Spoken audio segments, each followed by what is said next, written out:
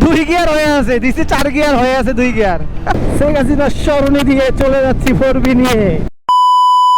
ভাইয়ের 4Bটা নিয়ে নিলাম, ফেমাস একটা বাইক আমি চালাচ্ছি। ওরে বাপরে বাপ, এটার সাথে আসলাম না রাইড করে 350 কিলো। 4B আগে কখনো চালানো হয় নাই, ফার্স্ট টাইম, তাও আবার সাকিব বাইকে নিয়ে। ওরে ভাই, আপনার গিয়ার তো বোঝা যায় না, না গিয়ারটা বোঝা যায় না।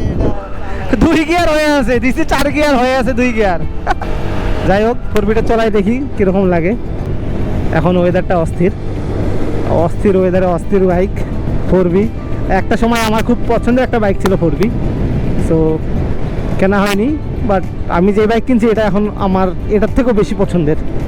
সো কখনো যদি আমার নিজের ইনকাম হয়, নিজের ইনকামের টাকা আমি গুছাইতে পারি, তখন আমি 4Bটা কিনবো। ইচ্ছা আছে, পসিবল হয় আমার, আমি আর কি কিনে ফেলবো। এখন আগে এটাই চালা, সো 300বিটাই চালাচ্ছি। ভালো একটা ওয়েদারে, ভালো একটা প্লেসে 300বিটাই 4B চালাচ্ছি। আমি চালাই দেখি পুরোটা, তারপরে আমি আপনাদেরকে বলতেছি কীরকম লাগলো। 85 উঠছে, অস্থির। 91, 5টা গিয়ারে 91 উঠেছে। 94। শেখ হাসিনার স্মরণে দিয়ে চলে যাচ্ছি 4B নিয়ে। আরে সেরা সেরা সেরা সেরা সেরা, অস্থির অস্থির, আসলে অস্থির। 4B চালায় খুব ভালো লাগতেছে, খারাপ লাগতেছে না আর কি, ভালোই লাগলো।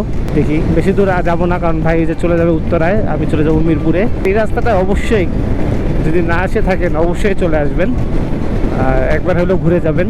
অনেক সুন্দর, বিশেষ করে বিকাল টাইম থেকে রাত্রে 9টা পর্যন্ত থাকলে এনাফ।